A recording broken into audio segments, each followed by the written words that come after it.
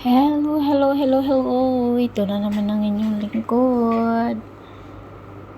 Ayan. Ito nga po pala yung sinasabi kong bago kong plantsahan, labahan. Kasi dati sa third floor po yung labahan, plantsahan. At po yun. Pwede ako manood ng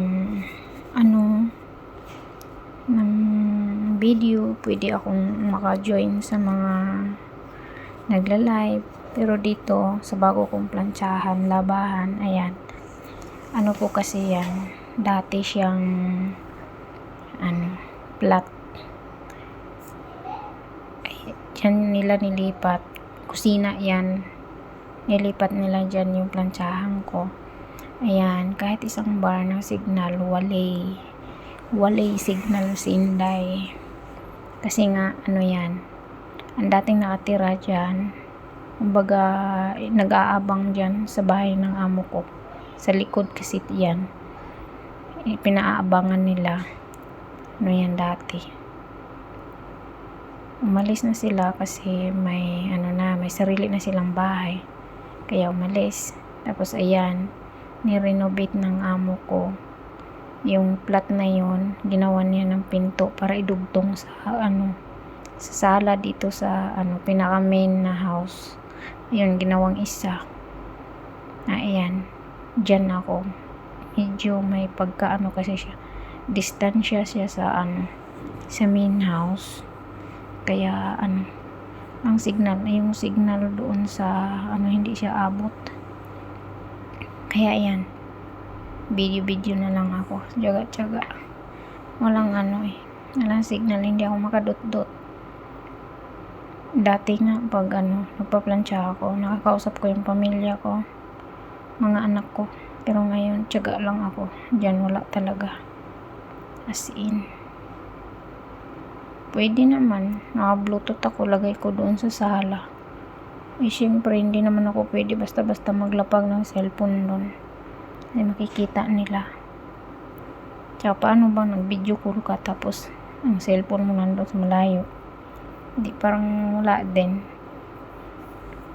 Yung buti pang ganyan na lang. Video na lang si Inday. Tiyaga lang. Wala tayong choice eh. Tapos yan.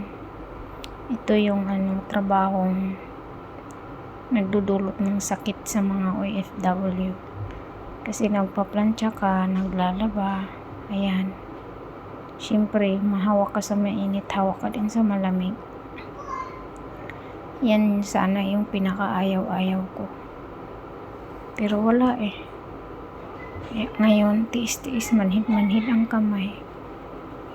Yan lang, wala tayong choice eh. Trabahong hinahanap natin, kaya ayan. Sige lang. Bira lang, Inday. Laban lang sa buhay. At iwan ko ba, araw-araw dami namin labahin. Yan din ang pinagtataka ko. Sa bagay nga, madami naman kasi dito. Ang ba namang araw-araw magbihis 10 tao? Madami nga rin talaga. Minsan pa mga bata, 2 beses magbihis sa maghapon. 3 pa nga kung minsan pag sa laro nila galing sa school. Tapos pag nagdudumihan dito habang naglalaro, ayan, bis na naman, bago matulog bis na naman. Kaya ayan, ang labahin Tapos pag damit pa ng amo kong babae, kasi madami siyang mga beads, bawal siya labahan sa washing kasi natatanggal yung mga beads. Kaya yan, kinakamay ni Inday. Tapos ang sabi niya, wag ko daw kusutin, babad ko lang sa sabon. Tapos sabi niya, lamas-lamasin ko lang daw, wag ko daw masyadong parang lang, inaalis lang yung amoy, hayaan lang ng dumi, amoy lang ang alisin. Hindi, mabait naman tayo, sunurin, kaya silang go lang ng go. Ayan magic lang kung mamalansya eh. Grabe. Pandalasan sa pagplansya kasi 11 start na din ako magluto ng namin, lunch namin. Kaya ganyan naghahabol ako sa oras ko. Kaya minsan wala na rin akong time na yung kahit man lang sisilip sa mga nag-live, wala akong time. Kasi yung oras na pahirapan. Hindi katulad nung dito pa lang sa taas dati, 3rd floor, malapit sa kwarto ko. Pag sa gabi kasi pwede ako mamalansya habang di pa ako inaantok, pwede ako mamalansya. Tapos pag sa tanghali, rest time ko minsan, ko lang yung rest time ko, kalahating oras. Tapos iplansya ko na yung ibang oras. Ngayon lipat na. Kaya pabor naman sa akin kasi nakakatulog ako yung 2 hours ko na rest time, nagagamit ko siyang matulog. Minsan naman nakakapagduktot ako ng konti. Yun, kaso lang yung trabaho ko naman ang iniisip ko, matagal matapos kasi nga nasa baba na siyang lahat.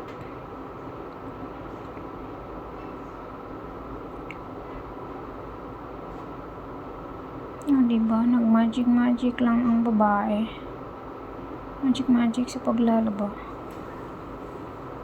Yan ang turo ng nanay ko eh. Kasi daw maaksaya daw ako sa sabon pag ako ang naglaba.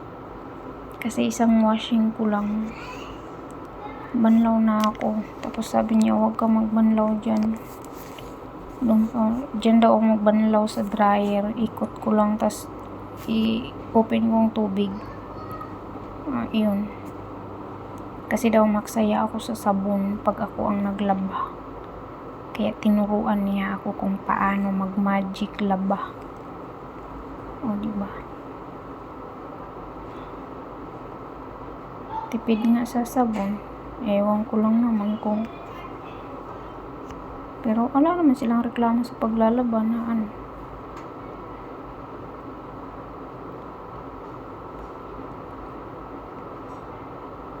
Diba? Ganyan lang talaga ang buhay. Sige lang, tiyaga lang, Inday. Lapit na rin yung bakasyon mo. Kapag pahinga ka na din sa wakas, magpahinga pero walang datong. Ito lang yung nag-abroad na walang datong, diba?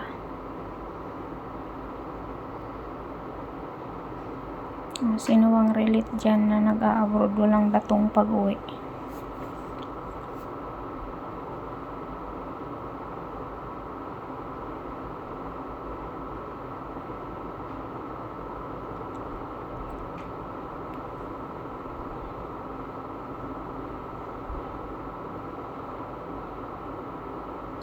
Thank you nga po pala sa lahat ng mga nagsuporta sa live ko. Yung mga nagpi-play ng video ko, thank you po sa inyong lahat. Maraming salamat po. God bless po sa inyo. Yung iba, hindi ko pa nababalikan. Kasi pahirapan talaga sa oras. Tapos ngayon, pag may time ako, pag akyat dito, pag minsan mapaaga ako ng akyat, nag-i-edit ako. Kaso minsan nag-i-edit ako, hindi ko natatapos. Tinatamad ako, tulog na si Inday. Iwan ko na yung live ko. Minsan na rin mag-live. Kasi mag-live ka ng 8 hours, 7 hours. Pumapasok 2 hours lang, 3 hours. Minsan pa nga 1 hour lang yung pumasok. Diba? Mas masakit pa sa na broken heart. Pero sayang din kasi pag umatras ka pa. Sabi nga nila, pag hindi ka lumaban, Wala, talo ka. Kaya sige lang. Dire-diretso na to. Kaya sa mga nagpi-play dyan, thank you sa mga tumatambay sa live ko. Maraming salamat po. God bless po sa inyo. Wala akong ibang masasabi kundi thank you sa inyong suporta.